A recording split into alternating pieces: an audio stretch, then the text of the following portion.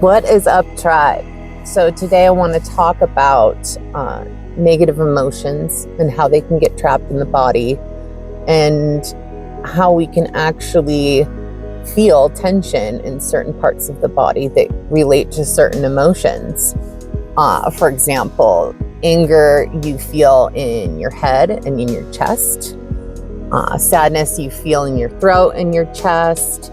With shame you feel in your face and in your chest, which I thought was interesting.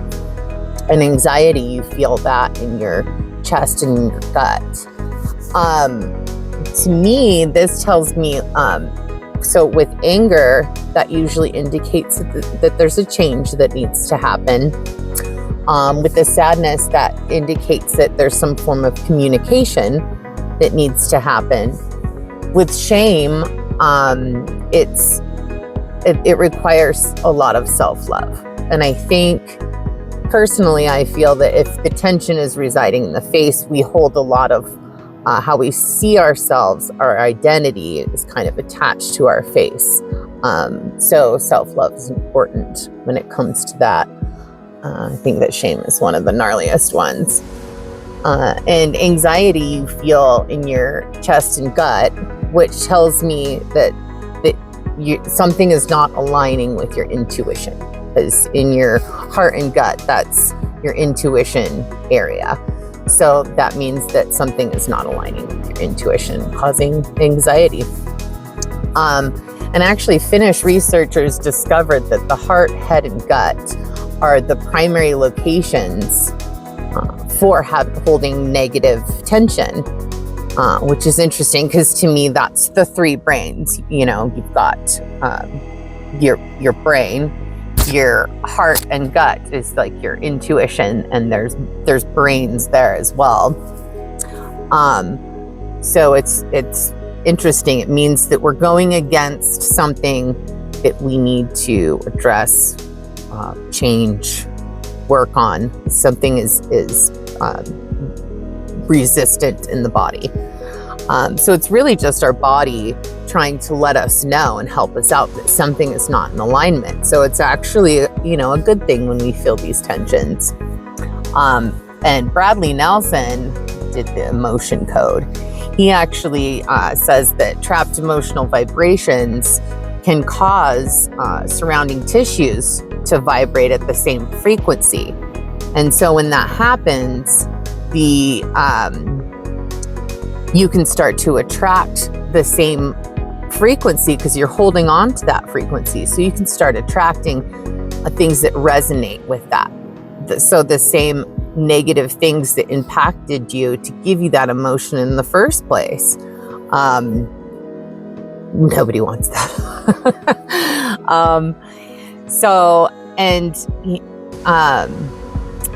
This can also result in a number of reactions of how we can negatively react, holding on to these emotions and not even understand why we're reacting that way. If we react to something emotionally and we're like, why am I responding this way? Well, it's that vibration that you're holding in your body can trigger those reactions as well. And prolonged stress can also cause damage to your hippocampus.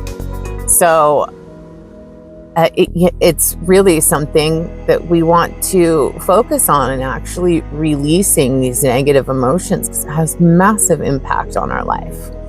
So I actually wrote out a list of 16 things that can help with releasing these negative emotions, these stored negative emotions.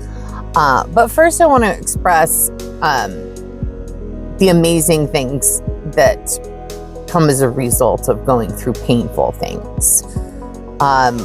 Like people creating music, and coming up with some inspiration. I really feel like painful situations can inspire different avenues, and also innovation. It can inspire people to be creative, to make things better. And it also gives us wisdom and strength. So I do think, thinking about how you can utilize painful experiences in your life, feel them, express them, communicate them, learn from them, and turn them into a superpower. Make your scars your beauty marks, because they have a positive impact on who you are as well. They do. They really do contribute to who you are as a person. And a lot of positivity can come out of painful experiences, especially if you're able to process them, learn from them, grow, release them, and talk about them. It can actually, in the long run, really contribute to beautiful things in your life. So, and loving and appreciating your pain can help you alchemize it. So here's my list of 16 ways that you can move some of those energy points out of your body. Breath work is a really good one. Breath work can actually inspire people to scream or laugh or cry. It does actually physically. I have had really interesting experiences releasing emotions from breath work. So I highly recommend breath work. Grounding, staying grounded, doing some earthing, walking out on the grass in your bare feet every day. Really staying grounded can help you to not spin out of control with these emotional vibrations that are in your body. And the earth can also help take some of that energy out of your body as well. Meditation. I always recommend meditation because it just helps being aligned with your higher self. I think that people gain a lot more knowledge within than anywhere else. A lot more truth within. So it's a really good way to release emotions, and sometimes you can have visions and experiences, and your natural spirit will figure out ways of moving things in your body. And I actually like to incorporate doing energy work during meditation as well, which is another thing I recommend, doing energy work to move the energy around in your body. And if you do the energy work and the meditation at the same time, that can be phenomenal. I also recommend journaling or writing. It's a really good way, even if you don't even know what you're going to talk about, just free write. Or if you're having a feeling about something, or if you're doing shadow work and trying to break down certain emotions, write about it, write it all down, because it's a good way to get a lot of that stuff out, and that moves the energy around as well. And expressing the emotions is really healthy.